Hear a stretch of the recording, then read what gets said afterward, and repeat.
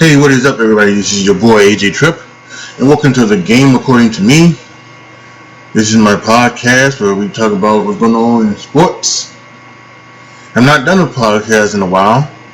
I've mentioned this before. It's very hard to do it's so easy during football season because you can talk about college and pro each and every weekend. You have something to talk about.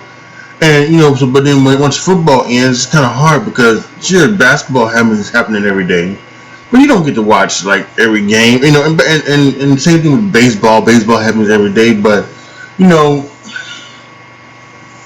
not really watching probably too many national games a week. You probably watch your home team games or something like that, and other things happen throughout the season, throughout the week that are. That you don't get the chance to see by watching Sports Center or anything like that. You may miss. So it's always very hard to do a podcast. At least for me, it's been hard to do a weekly or bi-weekly podcast. During the non-football seasons. So at least that's how I feel. But today we're gonna do one because we've had a gluttony of sports this month, this week. My God, trade deadline, the NBA draft, Texas and Oklahoma joining the SEC. The Olympics are going on right now as well. Well, again, update on the Olympic medal count if you guys have not been following it too closely and haven't heard anything. The NBA Finals was this month, a couple of weeks ago. Great NBA Finals. So, a lot of stuff we are here to talk about.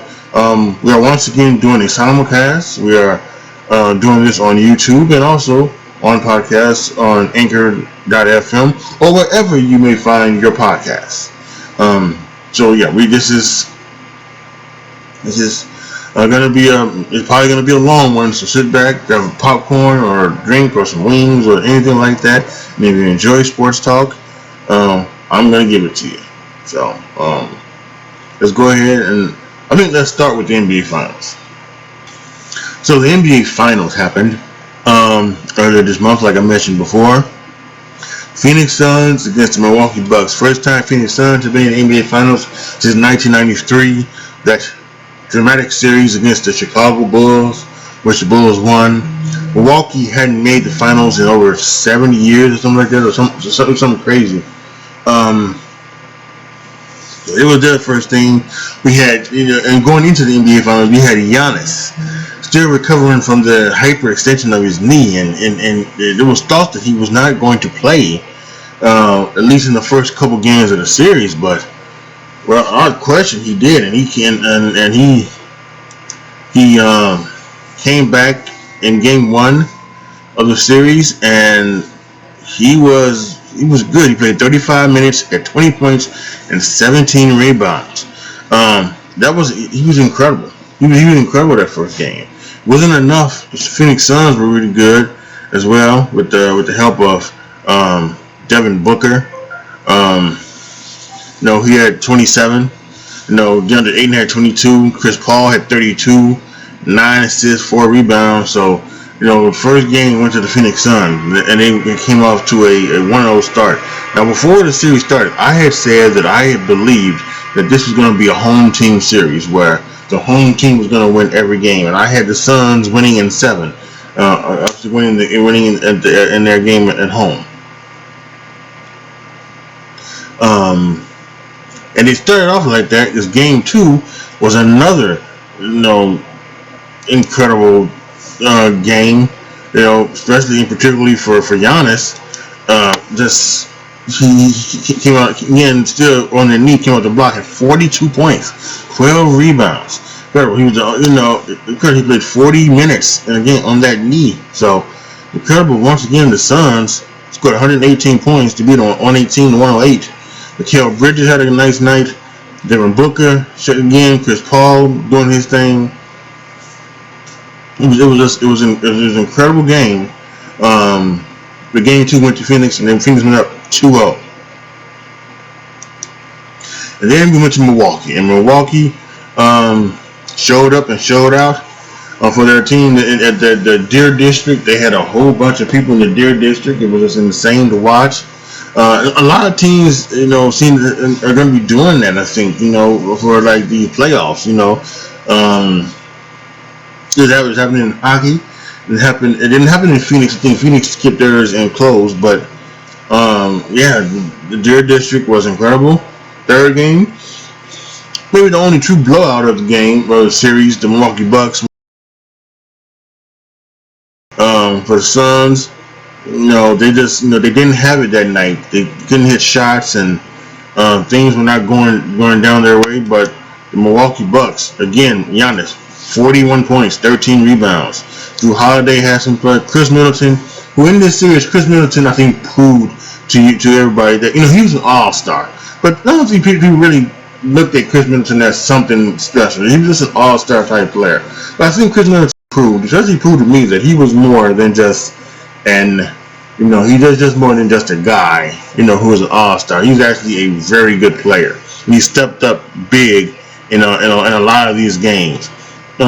Especially he stepped up big, you know, in the Atlanta series, the Eastern Conference Finals, when once Giannis went down, he stepped up and played big. Game 4 of the series, Milwaukee won 109-103. Devin Booker with a 42-point game, 42-point game thing. I wonder if this was the game where he had 5 fouls. I don't know. It doesn't show. But this might have been the game. Or this might have been the next game. It might be game 5, in which he had the 5 fouls. But he had 42 points. But it just wasn't enough. The only one over 20 points at all. The highest next person was Jay Crowder with 15. But once again, we talk about, you know, Giannis, 26 points, 14 rebounds, and I just talked about Chris Middleton. He had 40 points. He was incredible. And the Milwaukee Bucks tied the series at 2. Now we're going back to Phoenix, the hometown. And at one point in this game, Phoenix did have a lead. They had a lead, but the Milwaukee Bucks, it was. I think it was game 4. I think it was game 4 because they were on the road. They were on the road when Devin Booker got the 5 fouls. So he was on the road. But game 5 at home, and Milwaukee came back. They had a lead. The Phoenix Suns had a lead at some point. It was 37-21 after the first half, after the first quarter, and then Milwaukee just smoked them in the second quarter, 43-24, and then 36-29 in the third quarter. And if you know Phoenix went, you know, they had 29 and beating 29-23, this wasn't enough. Giannis once again with another great performance, 32 points, 9 rebounds, 6 assists. Chris Middleton, you know, 29 points. Drew Holiday, his best game of the series, 27 points, 13 assists. That was just too much for the Phoenix Suns. And you know, again, Devin Booker had another 40-point game. Chris Paul had 20 points, 11 assists. DeAndre Ayton, 20 points, 10 rebounds, but it just wasn't enough. This wasn't enough. And one of the things that happened during this series was that they decided to take Chris Paul either full court or quarter court. You know, they didn't let him get a running start or walk the ball up or anything like that. He always had to, you know, he always had pressure. He always had defensive pressure on him, whether it was Drew Holiday or whether it was somebody else. Maybe T came in sometimes, or maybe it was even Chris Middleton. But he always had pressure on him. Mostly it was Drew Holiday, and Drew Holiday made a fantastic play in that game 5 series, in the game 5 game to end it. He took the ball away from Devin Booker when Devin Booker was trying to get to his spot, and he did a fantastic job. And then of course to close out game 6 in Milwaukee, again Phoenix Suns had a lead. If you look at this, right? If you look at this, Milwaukee beat them in the first quarter 29-16. In the second quarter, Phoenix Suns had them 31-13. And the third quarter, Phoenix had them 30-35. Now, if I remember correctly, I think they were tied. I think they were tied at the end of the third quarter. So let's see. Yeah, they were tied at the end of the third quarter because they won by 7. So and then that's the points of the fourth quarter, 28-21, and it was just over. Good game. Chris Paul and Devin Booker had probably his worst game of the series. Only 19 points. Chris Paul had 26 points, but it just wasn't enough. Unfortunately, once again, we had Giannis Antetokounmpo going crazy with 50 points, 14 rebounds, and in this game he hit like 17 of 19 free throws, or even more than that. So he had been all playoffs long. He was awful from the line, but when it came to clutch time, he hit the majority of his free throws. It was like 7 of 19, 18 of 20, or 19 of 21, or something like that. And he was just incredible.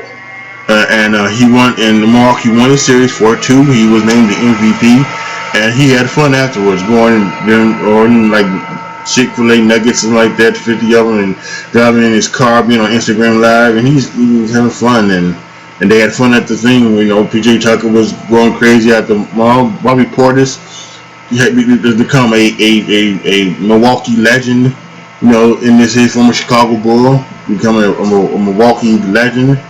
This on this playoffs with the stuff he did, not only filling in for Giannis, but the stuff he did when Giannis was there and when Giannis was not. So he did that was a great job. He did a wonderful job, and congratulations to Milwaukee Bucks.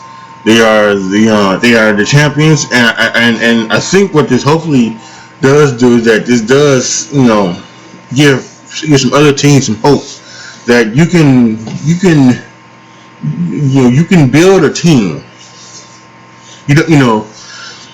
And the Warriors were that way. They built a team where when they added Kevin Durant in free agency, this became a whole different story. But they had built their team, and that's what this was. The Milwaukee Bucks pretty much had built their team. They had free agent pieces anyway, but I think Chris Middleton was their draft pick, and obviously Giannis was their draft pick. Pat Connaughton is their draft pick, I believe. But the biggest thing is that it's not a bunch of superstars. Because like I said, Chris Middleton showed he's more than an all-star, but he's still not a superstar. Drew Holiday is a very good player. I wouldn't say that they have a big three. It's still Giannis and others, but it's almost like you got the superstar, you got the all-star, then you got the could be all-star, and then you got some great role players to help them out.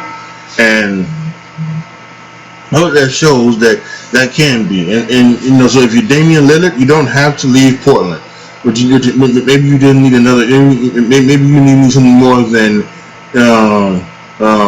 his running mate in the backcourt, C.J. McCollum. Maybe you need more than C.J. McCollum. Maybe you need more than Yusuf Nurkic and all of the other players around him. And he doesn't need different players. Maybe he doesn't need, maybe he doesn't need to leave Portland. So, I think a lot of those things could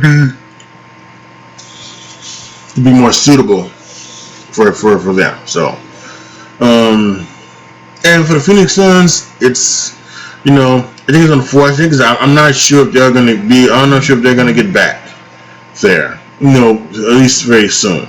With LeBron and the Lakers still there, the Clippers are if they have Kawhi and Kawhi is healthy, they're still a threat. The Lakers just got Russell Westbrook, so that could be something.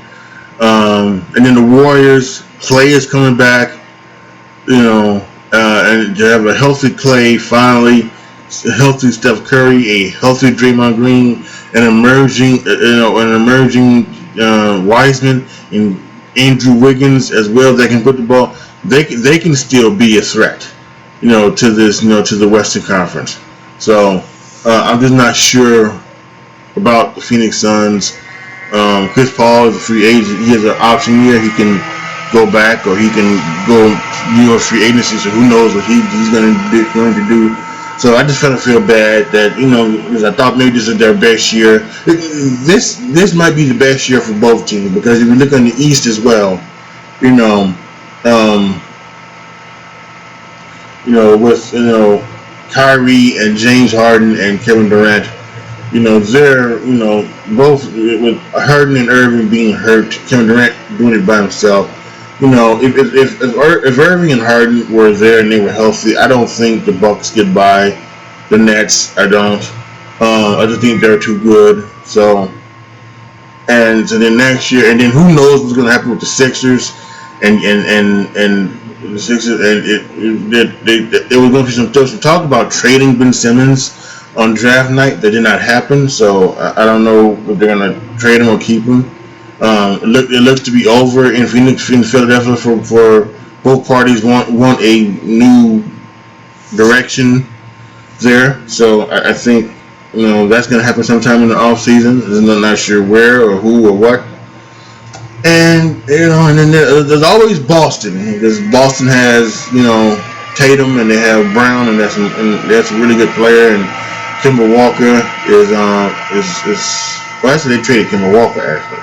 But they don't have Kemba Walker anymore, so who knows what's going to happen? Who knows what's happening in Boston? I would say that, but the Nets and Philly, I think, are the ones that would come out of the East, and Milwaukee's still going to be there, but I wouldn't expect them to beat either team next year if they're full strength, and depending on what Philly gets for Simmons, Milwaukee could be better, but I would still say they probably would have a hard time with Philly. They probably go 7-game series. So that's what the NBA Finals, and like I said, I thought it was a great 6-game series. Personally, I was kind of rooting for the Suns. I wanted Chris Paul to get his, but happy for the Milwaukee Bucks, happy for Giannis Antetokounmpo, and happy for the city of Milwaukee. I think next we're going to just go from the NBA Finals to the NBA Draft. Why not? Alright, so the draft was this past Thursday. This is where we also found out about the trade for Russell Westbrook from the Lakers from the Wizards to the Lakers. And found out that Tristan Thompson was traded as well. We'll get that to a second.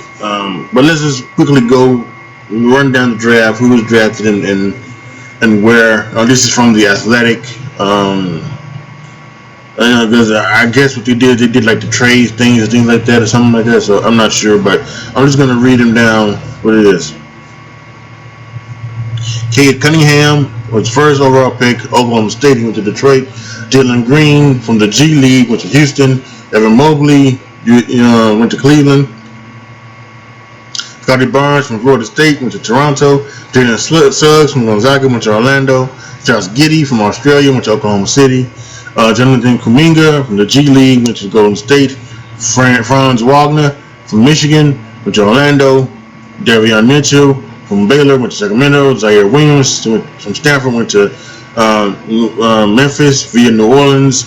I guess that's what that means. So there's always these bunch of trades that's happened. James Bouknight went from Connecticut, went to Charlotte.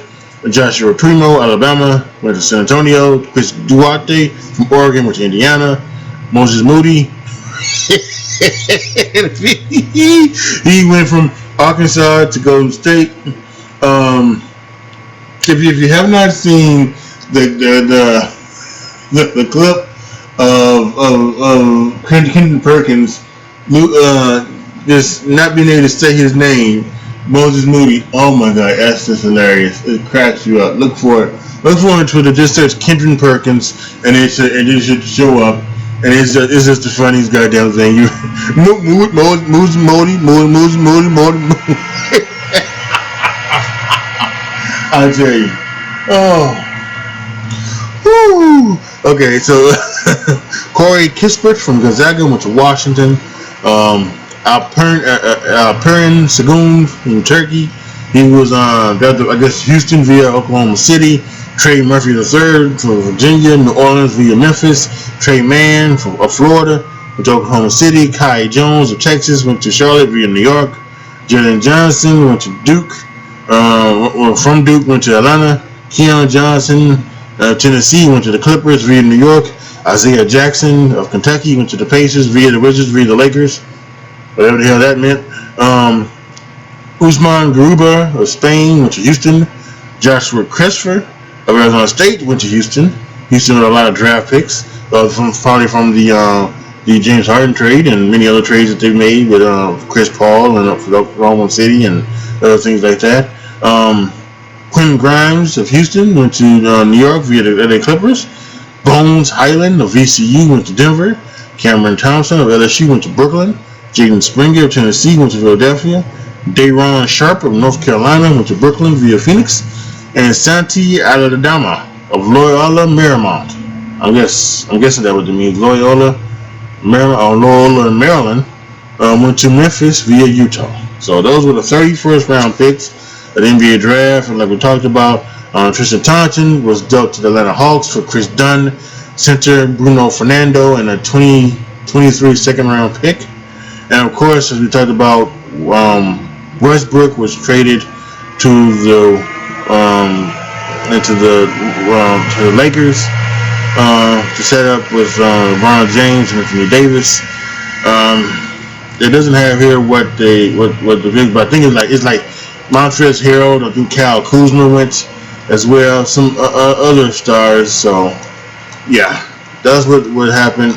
My Bears and my Bulls with the Bears at the end, but my Bulls they traded their pick to Orlando for Vucevic. So I think that was the eighth pick. That was Franz Wagner they took with our pick, the Orlando Magic. So, but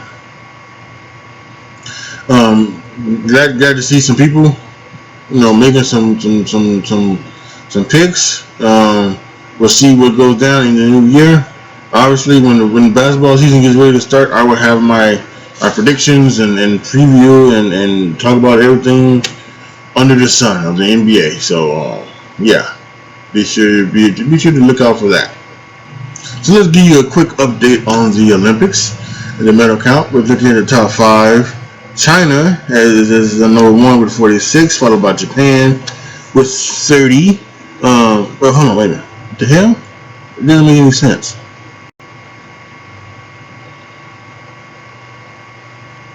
Okay, so they're going by gold medals. Okay, so I apologize. This is on Google. China has 21 gold medals. That's why it's in first, but they have 46 overall. Japan has 17 gold medals. They have 30 overall. United States has 16 gold medals with 46 overall. They're tied with China for 1 overall. ROC, they have 11 gold medals, 37 overall. And Australia has 10 gold medals. They have 27 overall. So that's what it is right now. We still got a whole bunch of other ways to go.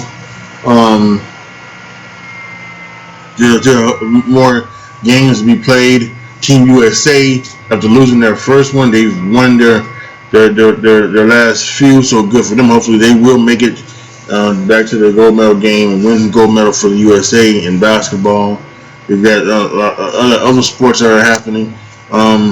But let's quickly touch on the Simone Biles and the thing with the Olympics. She was just announced yesterday, a couple days ago. She announced that she was pulling out of the teams, and apparently it was something having to do with when she was doing her flips or something like that. She mentally wasn't there, so she pulled out of that, and she's out. And then yesterday, I believe it was announced that she pulled out visuals that are going to be happening next. So. And there's two sides of this. We have one side that says, well, she quit on her. She's quit on her team, on her country. She just quit, and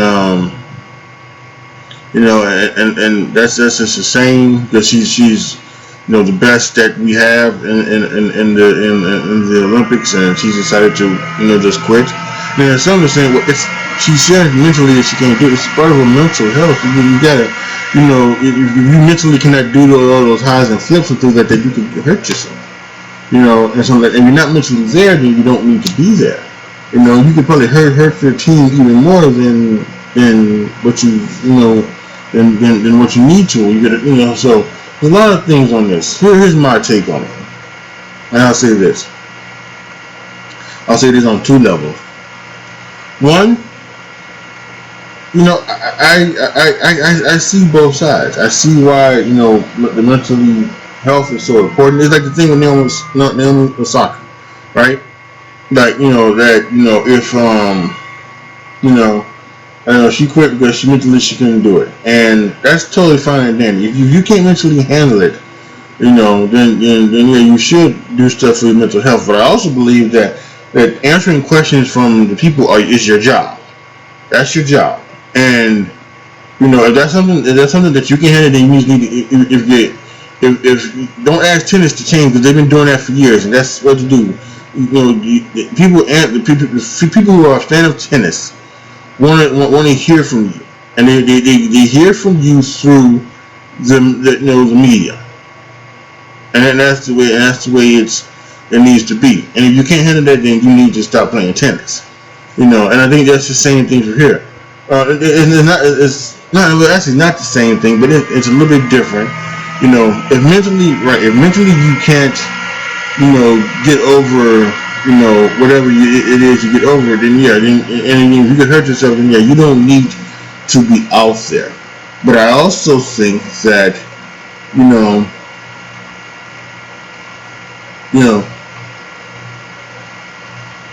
if to quit on your team now in the Olympics does seem to be a bit like, come on, really? You can't push through it just a little bit. So I see both sides of it. That's one fold. The second fold is, and this is something here that I saw, and it's about what's his face, Michael Che. He made reference to, or he reposted some jokes about Simone Gile on his Instagram story, I guess it was, and they are stories about the unfortunate situation that happened with her and many others on the Team USA squad, with the Dr. Larry Nassar, sexually assaulting these women and things like that. They were girls at the time. And I'm not defending Michael Che for whatever the jokes. It's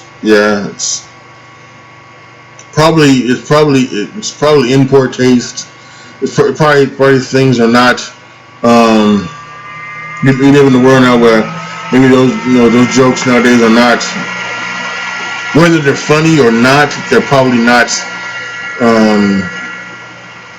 They're probably not in good reference, because now you will get canceled over them if you tell them whether they're funny or not. It doesn't matter, because you just shouldn't be saying them. So it's probably better off that he left it alone. But I saw a lot on Twitter yesterday that because Michael Che's black, he should be defending Simone Biles. No, it's not the case. We have to stop that, y'all. Just because somebody else, some people are black, doesn't mean that they should automatically be like, well, I'm going to defend this person because they're black. No, that's not the case. If Michael Che wanted to make jokes about Simone Biles, have I been calling her Simone Giles? If I have, I apologize. It's Simone Biles. But if you want to make jokes about her that were not about the rape or anything like that, but want to make jokes about her being soft or something like that or whatever, which I've heard as well. Oh yeah, that's fine. It's totally fine. He's allowed to do that. He's a comedian. He can do that. Just because he's black and just because she's black doesn't mean he has to have her back. That's not the way it goes around here. We have thoughts. We have mind. We have our own thoughts and opinions, and we can do that. Just because you're black doesn't mean you have to automatically, like sit with the black people, or something like that. I've hated that. I've hated that, thought for so many years, and it's a stupid theory. And people want to seem to believe that you have to, And people on Twitter, they use this saying, not all skin folk is kinfolk. Well, no, and they use it in a way to almost demean people. But you know what? That's actually, it's not demeaning. It's actually right. Just because you black doesn't mean you my family. It doesn't mean that that I'm supposed to defend you, down to the depths. No, that is not what that means. And that's what they mean with Michael Che thing. So I don't know, that's a little off sports, but this is me talking about Simone Biles. I just thought I'd bring it up in case. But still got a few more days of the Olympics to go. We still got another full week or so. August 8th will be the closing ceremonies, I believe. So we'll see what happens. We'll see if the United States can win more gold medals and they can win more medals overall. So this came out of nowhere, and it was made official about 24 hours ago. Texas and Oklahoma notified the Big 12 that they were going to leave, and they wanted to join the SEC, and the SEC have accepted their invitations to join the SEC, and now we're going to have Texas and Oklahoma in the SEC. It says in 2025, but there have been talks about Texas and Oklahoma buying out their deals and joining the SEC sooner than later. So let's read this article from David Cobb and Dennis Dodd on CBS Sports. Just 9 days after word leaked that Texas and Oklahoma were in talks regarding a landscape-changing move from the Big 12 to the Southeastern Conference, the seismic shift has officially, and then a fucking thing pops up. I actually just hate these fucking things. That's why I just pop-up ad blockers are wonderful. A seismic shift is officially complete. Following Thursday's unanimous vote by the SEC chancellors and presidents to invite the school's membership starting in 2025, the Texas Board of Regents and the Oklahoma Board of Regents met Friday, where both schools officially approved the move by accepting the invitations. Today's actions by the Board of Regents is in the best interest of UT student athletes, the UT Austin Athletics Program overall, and the University of Texas System Chancellor James Milken said in a statement. The move ensures a strong future for an outstanding athletic program, providing the opportunity for our student athletes to compete at the highest levels. The fallout within college sports is expected to be far-reaching, as the Big 12 will be left without two flagship schools of its now formerly 10-member conference. With Texas and Oklahoma departing, the conference members face a choice of whether to stay together and rebuild or disband and strike out on their own to seek alternatives.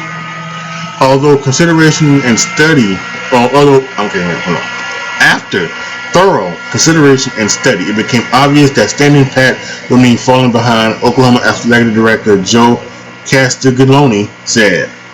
While Texas and Oklahoma have stated their intent to remain in the Big 12 until its current grant of rights expires in 2025, their moves to the SEC could be expedited if the Big 12 dissolves or if the schools are willing to pay hefty exit fees, which I was just talking about a minute ago. Ramifications loom for the potential expansion of the college football playoff as well. Proposals for a move to a 12-team college football playoff as early as the 2023 season hinges on previous conference structures, and Pac-12 Commissioner George Klakikoff told CBS Sports' Dennis Dodd this week that CFP expansion is certainly going to be readdressed in the light of conference realignment. The SEC, meanwhile, has solidified its standing as the top conference in college sports. The league has now grown to include 16 total members, including 11 of the top 17 revenue-generating universities in the NCAA, per USA Today's most recent database of athletic department finances. The league officially announced the addition of the two schools Friday with a statement touting academic and athletic successes of each university.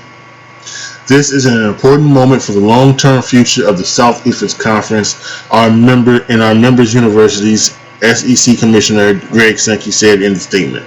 Oklahoma and Texas are outstanding academic institutions with two strong athletic programs, which will add to the SEC's national prominence.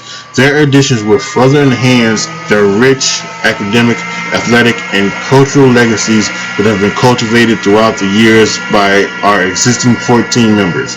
We look forward to the Sooners and the Longhorns competing in our conference starting in the 2025-2026 academic year. And thus, the book is closed on a quarter-century Big 12 relationship with Texas and Oklahoma. In fact, the conference might not have existed in the first place had the former Longhorns AD DeLas Dodds and former Sooners AD Donnie Duncan not had dared to travel to New York in the early 1990s. It was there the two AD power brokers pitched to advertise the idea of a conference in the middle of the country that would reach from Iowa to Texas. At the time, Chevrolet was a major college football advertiser, and Dodds made the comment that in that footprint, Chevy could sell a lot of pickups. The possibility of the Big 12 took off from there. Those 12 schools initially projected to take 16% of the nation's TVs, including a large swathe in Texas. The initial investment was with the Liberty Communications, which paid $100 million for the first Big 12 rights. Liberty eventually turned into Fox. Yeah, so it's such a big move for Texas and Oklahoma to go there, because what this now means, and I think this was a big thing talking about. What was it? It was almost a decade ago, wasn't it? Almost a decade ago when there was talk that Texas, Oklahoma, Oklahoma State, and Texas A&M. I think they were the four that were thinking about going to the Pac-10. They were going to the Pac-10, and they were going to go with who went there. Utah went there, and then the other team. I can't remember what other team it was. Colorado. It was Colorado. Utah. It was Colorado, Utah, Oklahoma, and Oklahoma State, Texas, and Texas A&M. Or Texas Tech, was it? I think it was in Texas Tech, actually. They were going to go to them, and they were going to turn from the Pac-10 into the Pac-16. And there was talk then about 4 major conferences with 16 teams. It was going to be the ACC, the SEC, the Big Ten, and then the Pac-10 at the time. They were all going to add teams, and all of them did. Missouri and Texas A&M went, to there, and we talked about Utah and Colorado. They went to Pac-12. Maryland and Rutgers they went to the Big Ten, and ACC they added Miami and Boston College from the Big East. And the Big East dissolved. At least in football, it totally dissolved.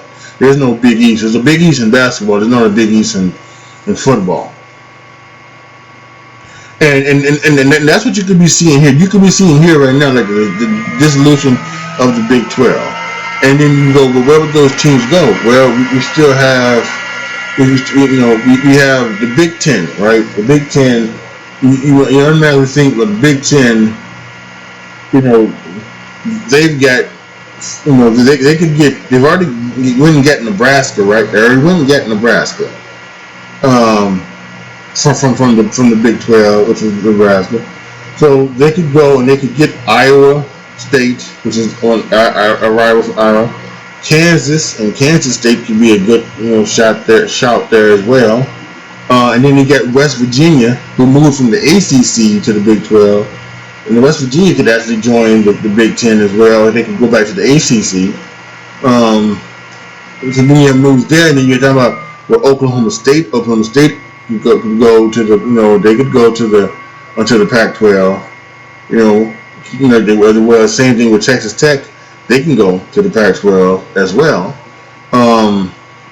Or even as we going right now, right? There's let me see. So they already got 16, so it wouldn't be more than 16 in a big conference. So, but and TCU went from a non-Power 5 conference, I forget what, they might even been in the WAC, to the Big 12, or the Big 12 can go and they can add teams. They can add teams like BYU, they can add teams like SMU, they can add, and they can build back the Big 12 to being an actual Big 12, and Not really something interesting. Okay, what else would be interesting is maybe with Notre Dame, because last year Notre Dame played in the ACC because of the COVID stuff, and this year they're going to be back to being an independent. But I think, with the things that are happening with the college football playoff, unfortunately, I think for a lot of us Notre Dame fans who like the independence and the fact that that you can see them playing Alabama, and they can play Alabama, they can play Oklahoma, they can play all these teams from all these other conferences, and they don't have to sit on this set conference that you just have to play the same teams over and over again. That might be something where they unfortunately would have to do. And just think, if Notre Dame would join the Big 12, just think about it right now. So Texas and Oklahoma are gone, right? Right now. So right now you went from 10 teams in the Big 12 to now 8. So let's just say now you keep those 8 teams, and then you bring in, like I said, you bring in BYU, right? You bring in SMU, right? You bring in Boise State, and you bring in Notre Dame. You go back to being Big 12 with 12 teams, and you had those 12 teams. And you get a contract set up right with NBC. Because you can immediately go, okay, so the Big 12 is exclusive on NBC. You get 2 games, you get 2 Saturday games. You get your Notre Dame game, and then you get the Big 12. You get another Big 12 game. How cool would that be? That's more football, more better. Or maybe you can get a Notre Dame on NBC, and then on NBC Sports Network you can get Big 12 games. So that could be awesome. Although personally, I still would like to see Notre Dame just continue to be independent. I would like to see them get away from this ACC stuff, so that they can go back to having their rivalries with Michigan and Michigan State, Purdue, and all those things. There's really before they did that thing with the ACC, where Notre Dame joined the ACC in every sport except football. They really already had a schedule. They played 8 teams a year. They played Michigan State, Purdue, USC, Stanford. Now I'm missing. They played Navy every year. And there was another team that I was missing from another conference. I can't remember now. But yeah, those teams they played every year. Those 6, and then they had another 6 games they played. Rotating other teams. So, but yeah, this is going to be an incredible move for the SEC. SEC just gets bigger and better, and they already got a God complex down there, and now it's going to be even more. Paul Feinbaum is going to have a lot to talk about when it comes to the SEC. So before I end this segment, should let you guys know that I will be doing a college football preview.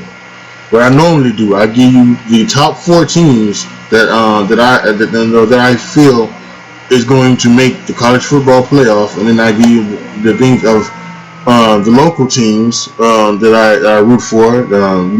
Northwestern Illinois, Notre Dame, and Northern Illinois. Even though I'm down here in North Carolina, those are still my teams, and those will always be my teams, unless I feel that maybe Notre Dame once again makes the college football playoff. We'll have to wait and see, but that's going to come probably the week of the as they like to say, week 0. They like to say week 0 is not week 1, but it's that first week. It'll be that week, or it will be week 1. I think as I'm talking right now, I think it's going to be the week before.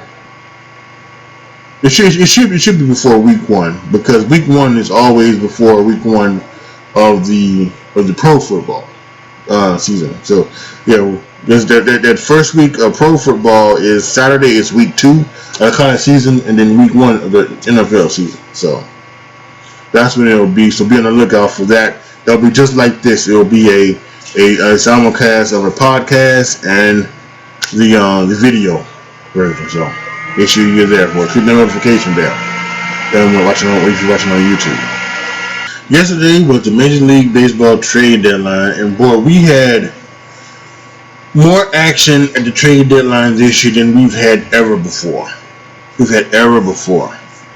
And we've had the most All-Stars traded in a trade deadline ever. And it is just former All-Stars, I should say, not current All-Stars, but former All-Stars. Some who were current, but a lot that were former. It's incredible, and I'm going to go down the list real quick of the trades. I think I list earlier. It goes back to like July 15th. So we're just going to run through all of them. I'm not going to try to break them down because I can't tell you anything about the any of the things or any of the minor leaguers who we're going to be moving or anything like that. I could just give my thoughts quickly on what they got, anything like that. And as a Cubs fan, at the end, I will also give you my thoughts as a Cubs fan. So here you go. Most of them from yesterday, right? All ones from yesterday. The Giants acquired third baseman outfielder Chris Bryant from the Cubs for outfielder Alexander Canario and right-hand pitcher Killian. The Mets acquired Javier Baez and Trevor Williams from the Cubs for Pete Crow Armstrong. The Blue Jays acquired Jose Berrios from the Twins for shortstop outfielder Austin Martin, and the White Sox acquired Craig Kimbrell from the Cubs for second baseman Nick Madrigal and pitcher Cody Howard. The Dodgers acquired Max Scherzer and Trey Turner from the Nationals for center Hybrid Ruiz, pitcher Hosea Gray, pitcher Gerardo Carrillo, and outfielder Davion Casey. That's an interesting one because the night before there was talk about Scherzer going to the Padres. So the Dodgers jumped in and took him right away. The Phillies acquired Kyle Gibson, Ian Kennedy, Hans Krause, and cash from the Rangers for his pitchers Spencer Howard, Kevin Gowdy, and Josh Gessner.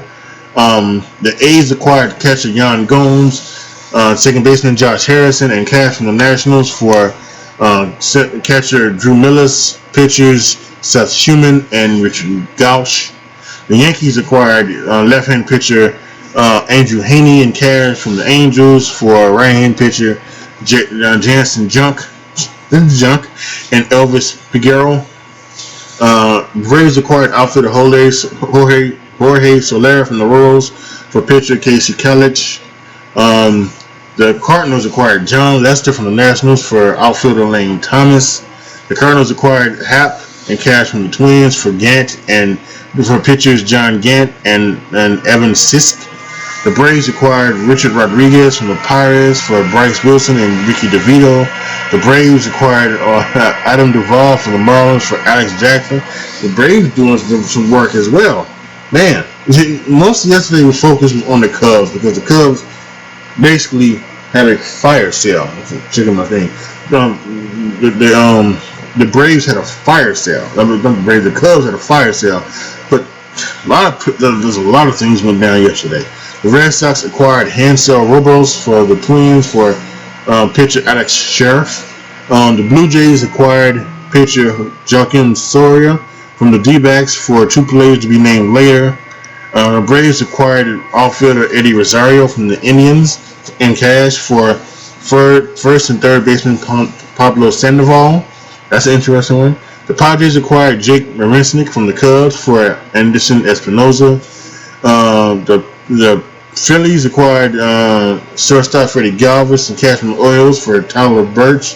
I think Galvis was a former Philly. It says here that he debuted with the club in 2012 and he played in Philly through 2017. So he's going back to Philly. The Giants acquired Tony Watson from the Angels, who's a pitcher, for pitchers Jose Marte, Ivan Armstrong, and Sam Selman. The Brewers acquired pitcher John Curtis from the Marlins for catcher Peyton Henry. The Astros acquired pitcher Phil Matan and catcher Yanian Diaz from the Indians for outfielder Mal Straw. The Rays, Tampa Bay Rays acquired outfielder Jordan Luplow and right-handed pitcher DJ Johnson from the Indians for pitcher Peyton Battenfield. The Pirates acquired infielder and outfielder Michael Chavis from the Red Sox for Austin Davis, pitcher. The Brewers also acquired Daniel Norris from the Tigers for another pitcher, Reese Olson. Jesus, it's so fun to me. The Phillies acquired pitcher Braden Ogle from the Pirates for Abraham Gutierrez. Rays acquired pitcher Sean Armstrong from the Orioles for cash considerations. Padres acquired Daniel Hudson from the Nationals for Mason Thompson and Jordan Barley. Red Sox acquired Kyle Schwarber. This is from now. This is another day. This is now July 29th. Red Sox acquired outfielder Kyle Schwarber from the Nationals for pitcher Aldo Ramirez. They say, I saw this, they say that they're going to have Kyle Schwarber play first base, which I was telling the Cubs to have him play first base for so long. He could have been the one replacing Rizzo. I think he would have been good instead of putting in the damn outfield, but that's not okay. Speaking of Rizzo, the Yankees acquired Anthony Rizzo from the Cubs for right-handed pitcher Andresendo Vizcaíno and outfielder Kevin Alcantara. The Dodgers acquired left-handed pitcher Denny Duffy and cash from the Royals for a player to be named later. Mariners acquired pitcher Diego Castillo from the Rays for another pitcher JT Chargois and Austin Shelton, Sinton, whatever. The White Sox acquired right-handed pitcher Ryan Tepera from the Cubs for left-handed pitcher Bailey Horn. Yankees acquired Joey Gallo, Joely Rodriguez, and cash from the Rangers for Ichiro Duran, Josh Smith for shortstop, Trevor Hauser, infielder outfielder, and right-handed pitcher Glenn Otto. The Blades acquired left-handed pitcher Brad Hand from the Nationals for Riley Adams, catcher. The Rockies acquired Aston Udell from the Reds for cash considerations. White Sox acquired Cesar Hernandez from the Indians for left-handed pitcher Connor Pilkington. Brewers acquired infielder Eduardo Escobar from the Diamondbacks for infielder outfielder Cooper Hummel and infielder Alberto Ciprian. That happened on July 28th. All these are from July 28th as well. The A's acquired Starlin Marte from the Marlins for Jesus Luzardo. The Astros acquired Yimi Garcia from the Marlins for Austin Pruitt and Brian De La Cruz. The Reds acquired Michael Givens from the Rockies for Case Williams and Noah Davis. The Mariners acquired Tyler Anderson from the Pirates for Carter Benz, a catcher, and Joaquin Tejada. The Reds also acquired Luis Cessa and Justin Williams from the Yankees for a player to be named later. July 27th, the Astros acquired Kendall Graveman and Rafael Montero from the Mariners for Abraham Toro and Joe Smith. Not the basketball Joe Smith, but the baseball player Joe Smith. On July 26th, the A's acquired Andrew Chafin from the Cubs for Greg Deichmann and Daniel Palencia. The Yankees acquired Clay Holmes from the Pirates for infielder Diego Castillo and infielder Hoy Park. Padres acquired second baseman outfielder Adam Frazier and cash from the Pirates for Chupita Marcano, Jack Sawinski, and Michel Milano. Michel Milano, whatever. Cardinals acquired right-handed pitcher T.J. Zeus for the Blue Jays for cash considerations.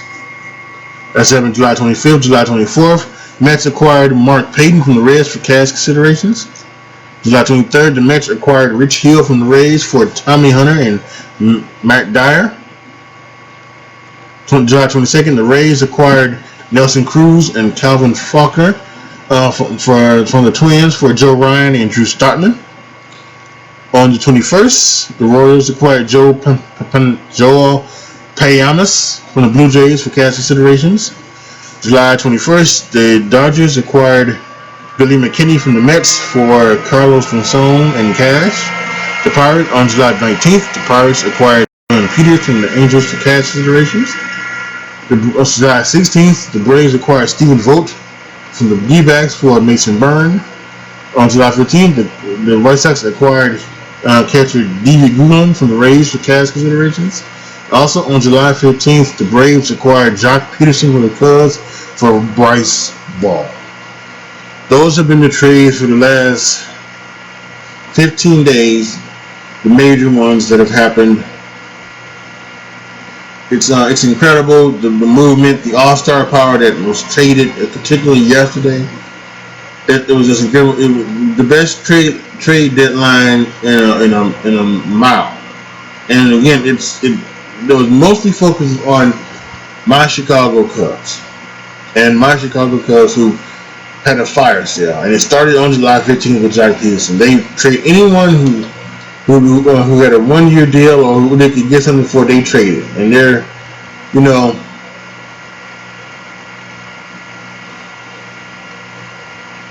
as a Cubs fan, I understand why it needed to happen. I understand because, unfortunately, it had run its course, and the Cubs only won one championship. I know some people are like, well, damn, it's been 108 years before you won one. You only won?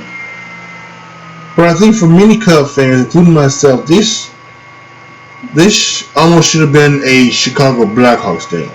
The Chicago Blackhawks, they went their long time without winning one, 60 some odd years, and then in 2009 they won one, and then they went a couple more years, and then they won one in 2013, right?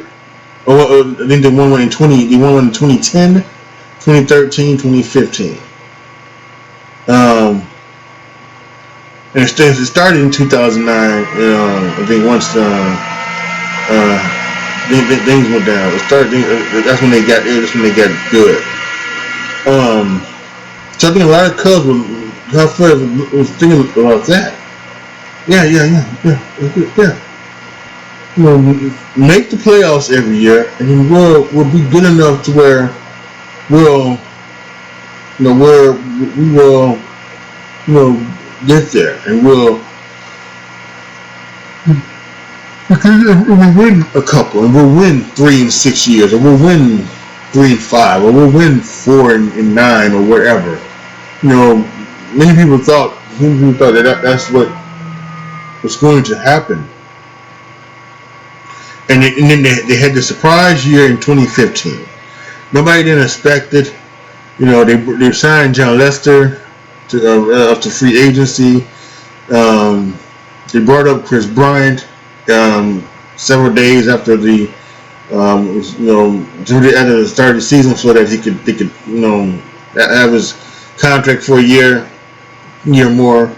They had Addison Russell and Avi Baez, and had all those guys come up in 2015.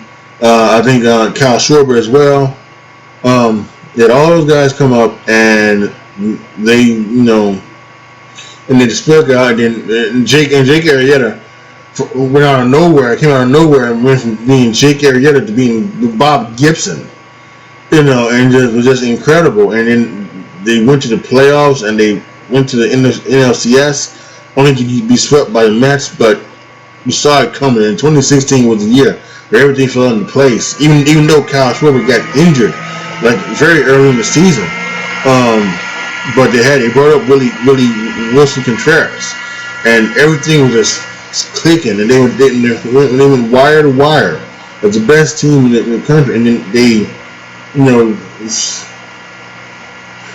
just the World Series, the World Series for the first time since 1945, and then to be down 3-1 to the Indians and come back and win 3 straight, and then have that Game 7, the rain delay and everything like that, and then Jason Hayward having his having his thing, and his speech and everything, and to come out and then win the World Series was incredible. You just thought it was going to happen again, but in 2017 it came close, but they made it to the NLCS again. But it wasn't the same, and that's when you saw the cracks. You saw the flaws.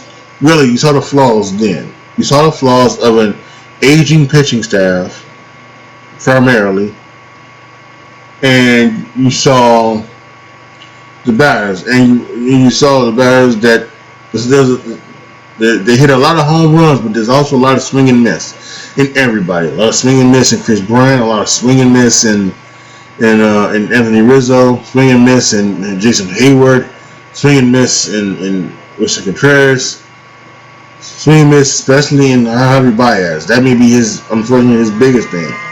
You know, I don't care about him walking. He doesn't have to walk, but he needs to hit, definitely. And you see that sometimes. And Albert Almora, a lot of swing and miss in him as well. And you saw it. And then in 2018, wasn't good either.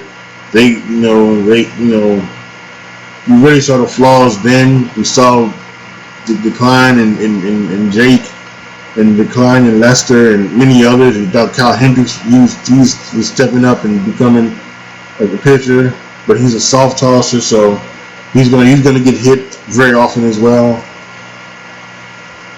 And I believe 2018 was the year that I believe 2018 was the year that they had a lead, but then they lost it to the Milwaukee Brewers in Game 163. The Brewers won the division, and then they had to play Colorado in the wild card game, and then lost to Colorado in the wild card game.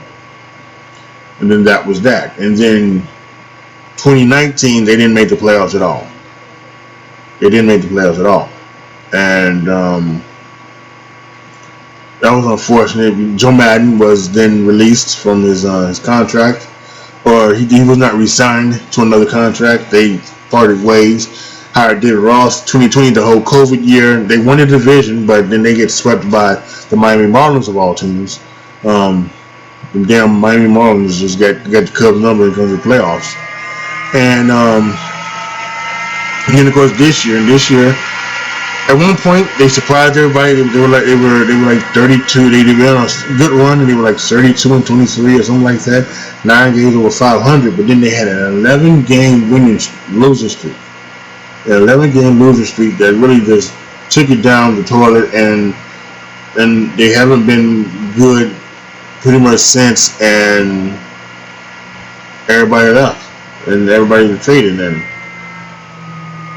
started in all season with trading Yu Darvish, and pretty much everybody thought then that this was going to be a year where they were going to be traded. But that surprising start, the first couple months in the season, after May, they were first in the division, and going into June, even so much so that Jeff Passan went on local Chicago radio and said that they're not trading anybody. They're not selling. They're going to be buying.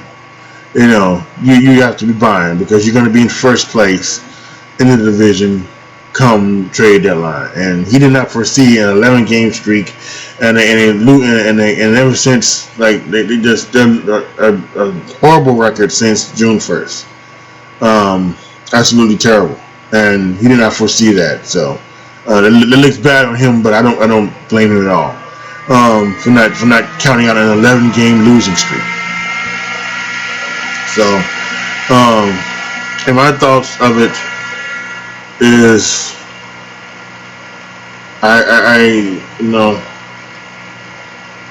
some things needed to change, and they needed to change. I would have liked to see him keep Javi Baez, because I think he's incredible. He's a great player. There's no one like him in the game. But I know why.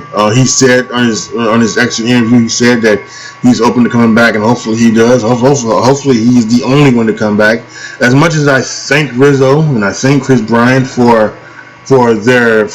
bringing a championship to the Chicago Cubs in 2016, I don't want to see them in the Cubs uniform again, because I think they get too much credit than they deserve. They're a little bit overrated, in my opinion. They're a little bit overrated, especially Anthony Rizzo. He's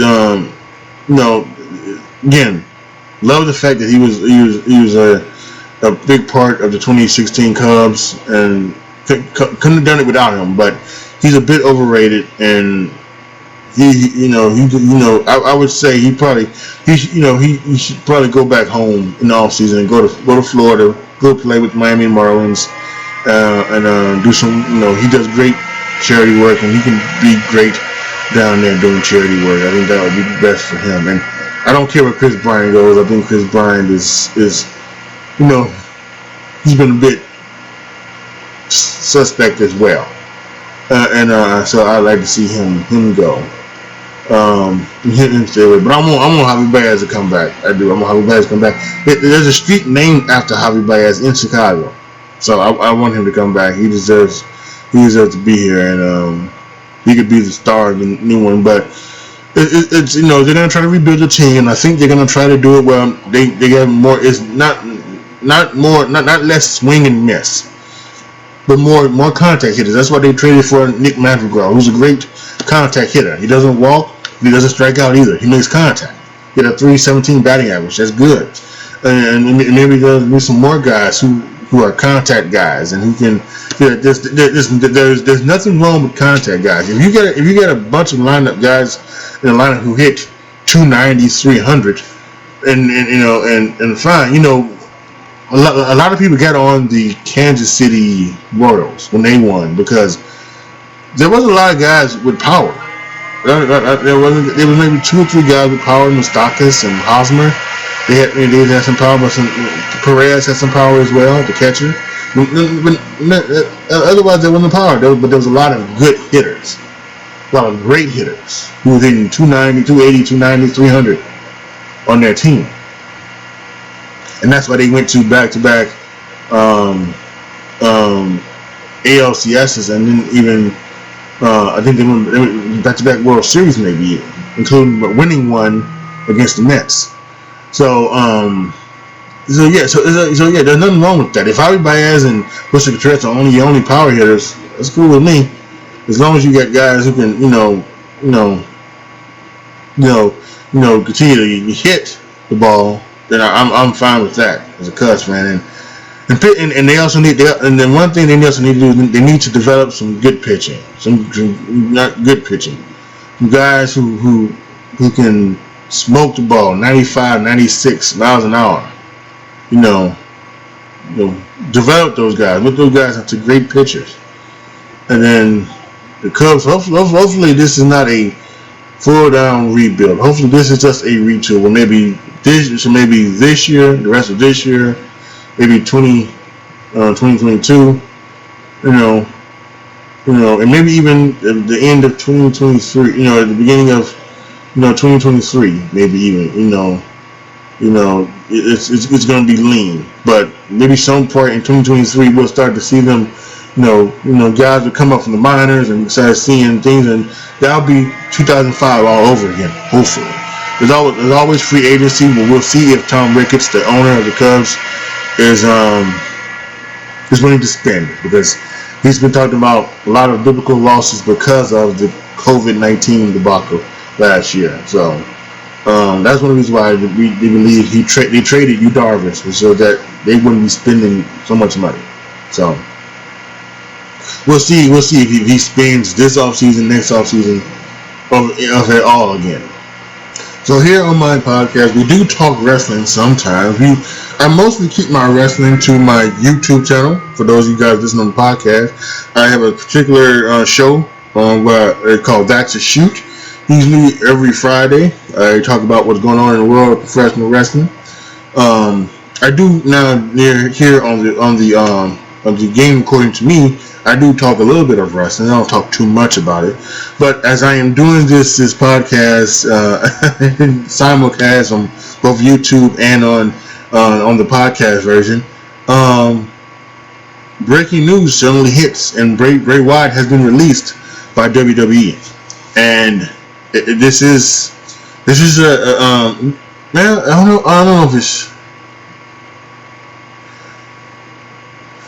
I don't even know. I don't know if it's shocking or surprising. It just seems like the Bray Wyatt character wasn't, it wasn't doing what it should have been. The Bray Wyatt character was finished after the Hell in a Cell in 2019. Was it? Was that it?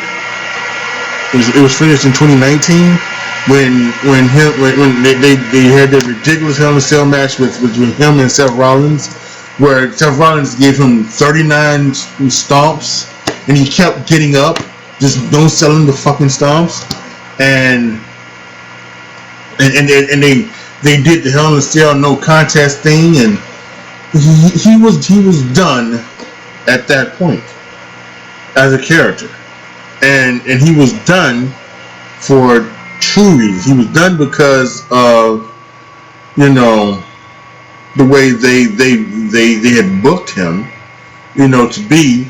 This was a guy that not should have been he should not been booked as Jason, and that's what he was. He was booked as Jason or Michael Myers, somebody who just would not die. He kept coming back for more, to kill more people. He kept, and that's not the way he should have been. He should not have been booked as this invulnerable, beatable, you know, thing, you know, entity. That's not what he should have been. What he should have been was he should have been a, you know, she should have been I don't want to say a figment of his imagination, but he should have been the embodiment of all of the anger and vitriol and pent up aggression that Bray Wyatt has, you know, focused on throughout the years, you know, and that comes out with the Fiend, and you know, and the Fiend, he, you know, and maybe from time to time he would no sell something, you know, but you know, it's you know, but he should still be, you know, and he should still be, you know, beating people. You know, his debut at SummerSlam 2019 was amazing. I think it was widely reviewed as a great thing. It was you know, the entrance, everything like that, the mask, the moveset, the, you know, everything like that. And then, you know, and they tried to save him. You know, they gave him the, you know, the mandible claw, which I thought was a good one, a good submission move to give to him. And I thought he was like, you know, and they tried to get him back, but it was never the same, because they kept using him as this unbeatable thing. And they had a chance to reboot him. They had a chance to reboot him when Randy Orton burned him alive. they had a chance to reboot him as, you know, as maybe something different, but he just came back as the same thing, and then he lost to, you know, to Randy Orton at WrestleMania this year, and now they have Alexa Bliss kind of doing his stuff, and so I hope the fans don't take it out on Alexa Bliss. They, you know, she did not steal his gimmick or anything like that. You know, WWE has felt that it was probably better off used with her instead of him, and I guess because of that, they didn't feel that there was enough time for Bray Wyatt, you know, doing this, you know, two characters like that to be in the WWE, and so they released it. I mean, maybe Bray Wyatt didn't want to do. I'm not sure the entire details of it. Nobody knows the entire details of it. It's just been announced that he's been released, and we see where he goes. I don't know. When they released Bo Dallas he had already started doing stuff for insurance and things like that. So he's going away from the wrestling business. We'll see what Bray Wyatt, real name Wyndham Rotunda, does. If he goes away and gets away from the wrestling business, or if he decides to go other places and, you know, do his thing. We'll wait and see. But yeah, it's just kind of a shock. Bray Wyatt released by the WWE. Okay, before we get to our last topic with the NFL and the training camps and the things going on around there, whew, boy, that's something else. Going back really quick to the Bray Wyatt news. If you are listening on the podcast, make sure you go to my YouTube channel, youtube.com/AJTRIP20, and subscribe and click the notification bell, because I will probably have more on this. If I don't have more on it today, I'll probably definitely at some point will probably have it next week as part of my That's a Shoot. Talk about, because more stuff should come out. Sean Ross Sapp is on the case, and he's a very good one. We got other people as well out there who will probably find out some information. Bray Wyatt may say something as well. Who knows? So yeah, definitely want to go over to my YouTube channel, and click the notification bell, so that when I do put out something, you can get the video for that as well. And of course, those of you guys watching on YouTube, you know the deal. You are watching this, so if you haven't subscribed or notification bell yet as well, you should do so. Also, if you want more information on the Bray Wyatt stuff from me. That being said, let's go ahead and let's wrap this up with the NFL. It's back, and baby, I cannot wait. I'm so glad it is back. Woo! Training camp is happening. All teams are in training camp this coming Thursday. The Hall of Fame game, the Steelers and the Cowboys. That's gonna be amazing. We already got Dak Prescott with an injury to his shoulder. Coach quarterback Carson Wentz, he has a foot injury. He is out indefinitely. And the Colts have a couple other injuries as well to some of their star players. You got some new faces and new places. Julio Jones was traded in all season to the Tennessee Titans. We've got some other landmark things. We've got the rookies coming in with all the 5 rookie first-round quarterbacks. Jack Wilson still has not signed his contract, I believe, with the Jets. Trevor Lawrence is down in Jacksonville, where he played. Gardner Minshew said something crazy. He said that he hasn't taken a poop because number 2 is an option for him. He's looking to win the job in training camp in Jacksonville. From Trevor Lawrence, we'll see if that really does happen. Trey Lance down in San Francisco. He's the backup to Jimmy Garoppolo, but they're having an open competition. They want Jimmy to be the one, but they said that Trey Lance can take the job from him if he plays better than Jimmy. So we'll see about that. And then Jimmy Garoppolo with his injury history concerns, that's a big deal as well. In Chicago, my favorite team, the Bears. Justin Fields, Andy Dalton has been named the starting quarterback. A lot of people don't believe that. A lot of people do believe that Justin Fields can win it.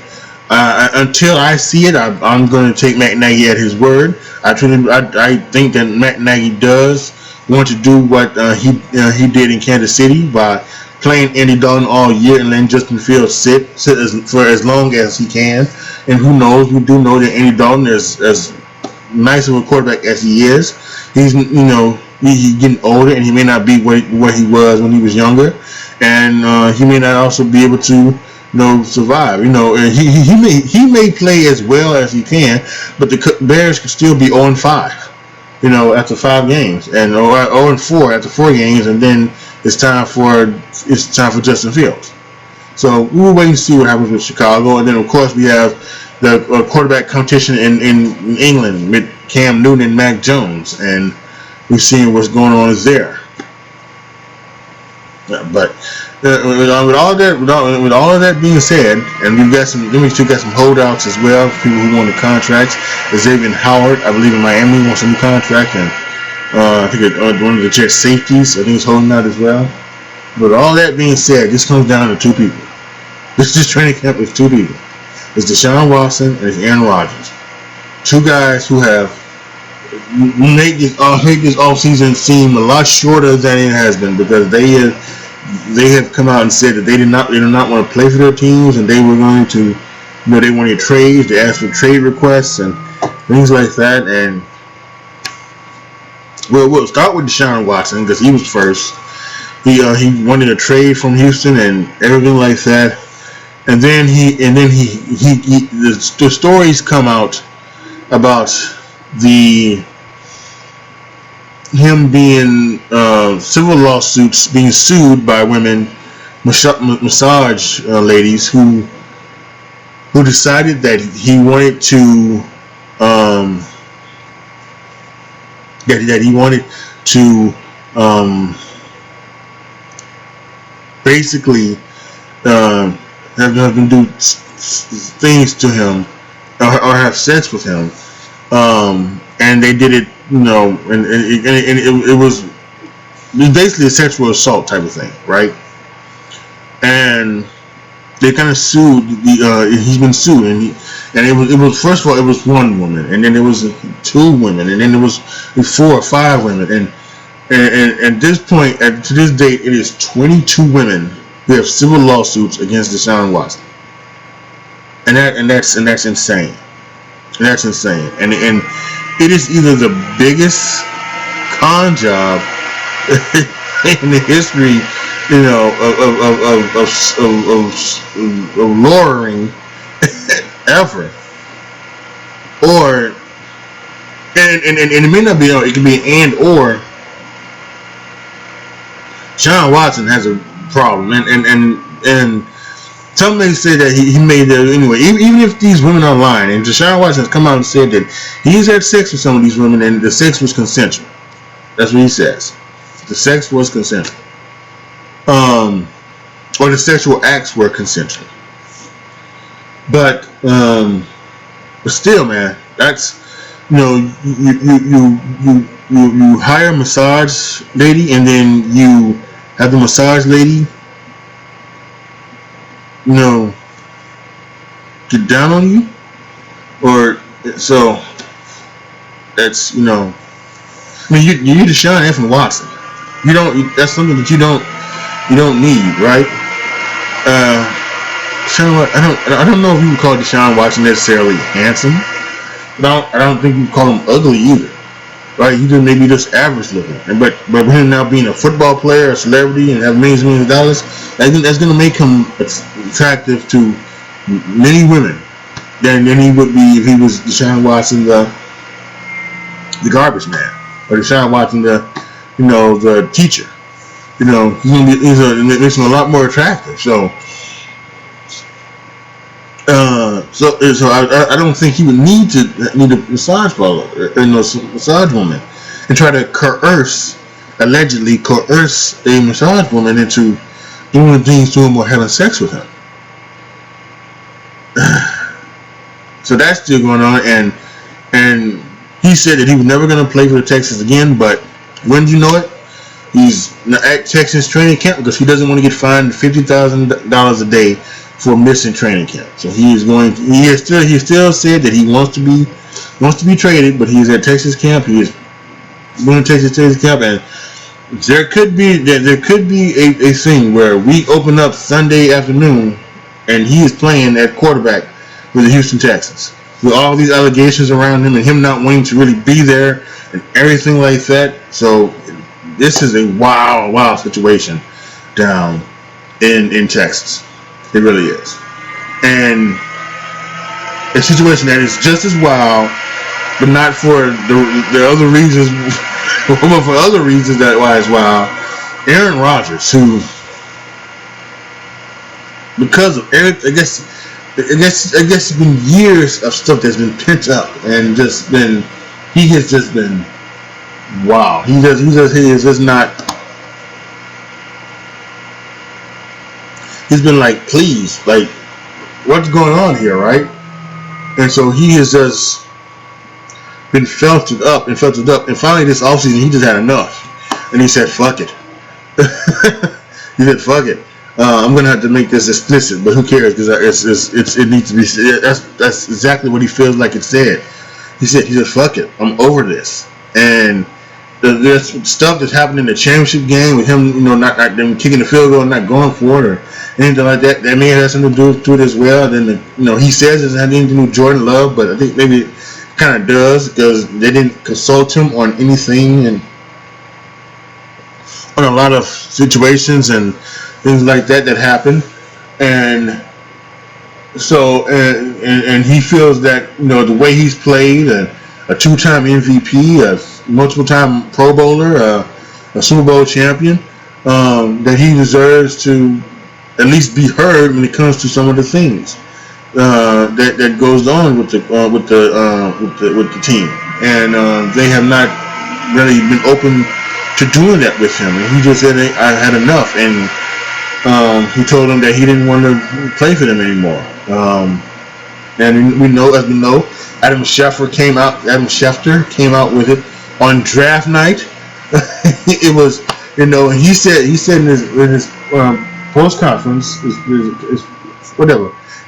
conference this past week, his first conference at training camp, that it was him and his team did not leak it, so he feels that it was leaked by the Green Bay Packers on the day. So he feels that it was leaked by them then, and it's been seemingly all downhill by him. And again, there was a lot of talking heads, and he's not going to play for the Green Bay Packers again. And he's not, but they're like, these people don't have leverage. They don't have leverage. These players are trying to do what some of the players in the NBA is doing or have done. James Harden, forcing his way out of Houston, or Anthony Davis forcing his way out of New Orleans, or whoever forced their way out of whatever situation. There's a lot of player empowerment in the NBA, but not in the NFL. And I think some players want that to be the case, but I think in some cases in all the cases in any sport, Major League Baseball, NBA, you try to force yourself out of a situation. When you have a signed contract, it just makes you look like a baby. It makes you look like a crybaby. It really does. And in some situations, you try to force yourself way out. You can say, "Listen, I would rather be traded, but I'm going to play the rest of my deal out, and hopefully you guys will honor me and trade me, and we can speak nothing else of it." Something like that.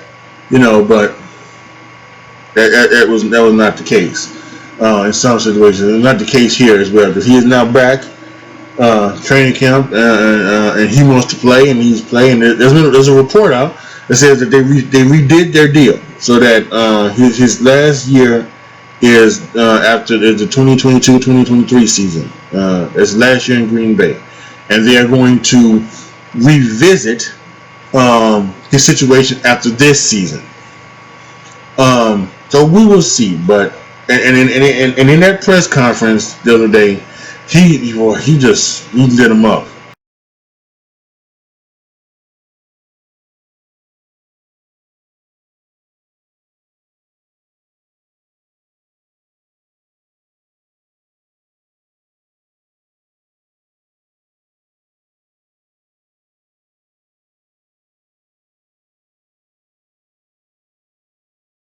So yeah, he has a big time problem with that front office in there. But it was amazing, that press conference. It's got to be somewhere on YouTube if you can find it. Aaron Rodgers press conference. Look it up. It was incredible. I mean, the people on ESPN could not believe it. Sage Steele and Matt Barrows, they were in shock. On Jeff Saturday and Tim Hasselbeck, the analysts, they were in shock. Even the next day, all up on TV, Mike Greenberg, and everybody else, Sam Archer and all those people, they were just monster gate at Aaron Rodgers said. They could not believe it. That he was that honest too. That he was that honest with it. So it's going to be interesting to see what happens with the Packers. And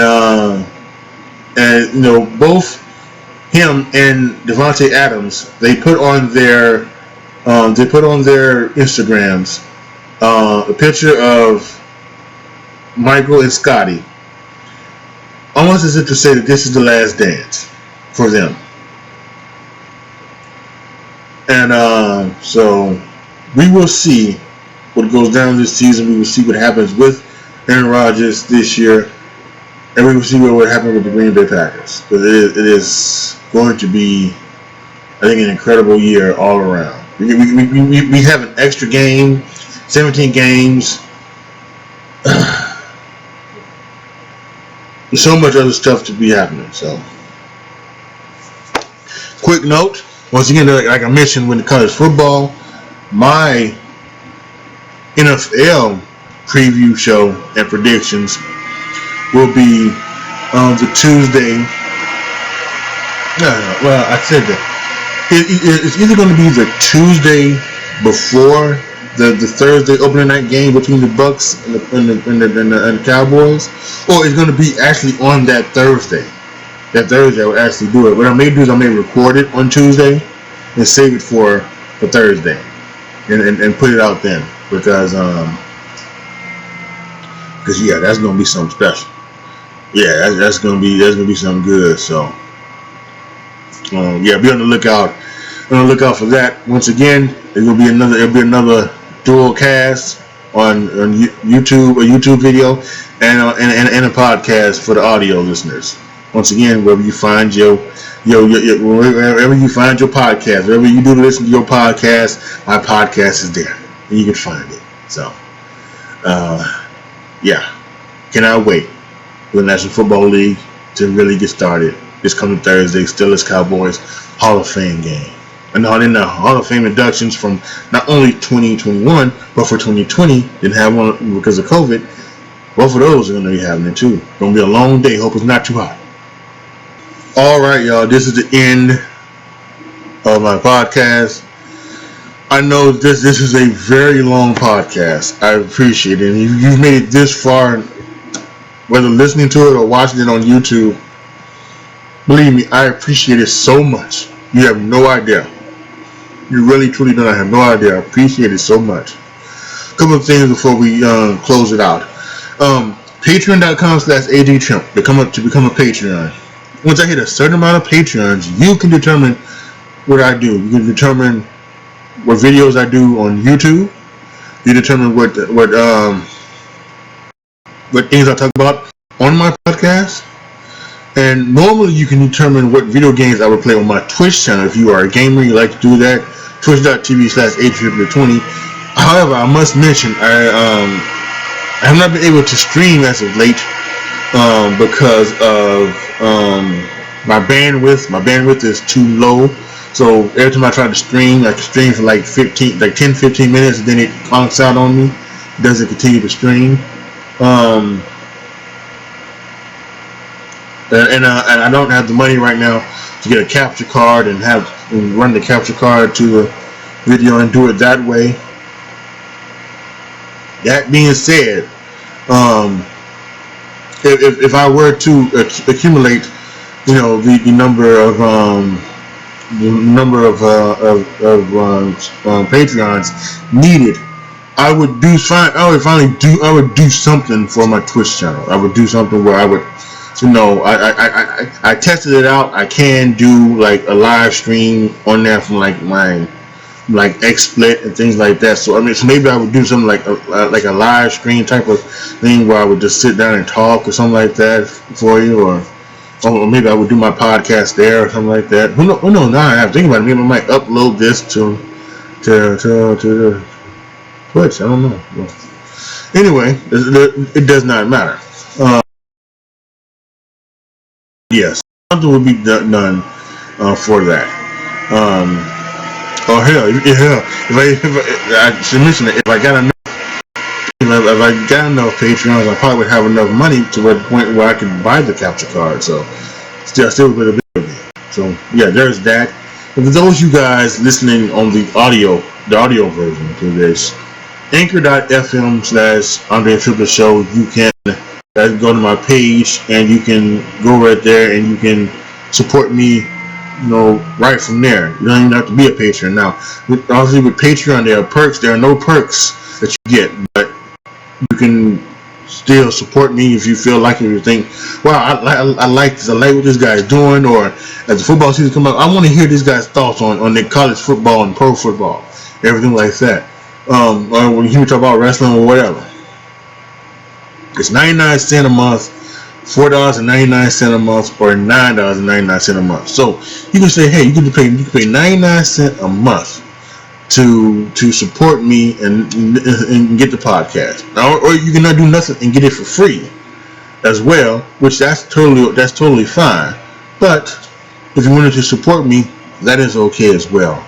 Believe me, anything that you do, whether it's on YouTube and liking and sharing and subscribing to my channel and liking in my videos and things like that, clicking the notification bell, or if you are becoming a Patreon, or if you are subscribing on the Anchor.fm site, anything that you do, I appreciate it, because I know that you don't have to do it, but the fact that you do, I appreciate it so much, and I want to thank each and every one of you that do it. I very much appreciate that. So that being said, for those watching on YouTube, post your comments down below. Tell me what you guys think. Let me know what your thoughts on any of the topics I brought up in this podcast. You know, we've got so much stuff. The breaking news of Bray Wyatt. We had the NBA Finals. What you thought about that? NBA Draft. Major League Baseball trade deadline. What's going on with the Olympics? Simone Biles and everything going around her. So much stuff we talked about in this podcast. Let me know your thoughts down below. And for everybody, whether you're watching on YouTube or whether you're listening on your favorite audio podcasting channel, service, I should say, not channel. Thank you guys so much for watching and listening. This is your boy AJTRIP signing off. As always, be good to each other, y'all. Be careful out there. Once again, I'll be back. The next podcast will be again a dual podcast, both video and audio, and we'll be previewing and predicting the top 4 of the college football playoff. And I am out, guys. Thank you guys again.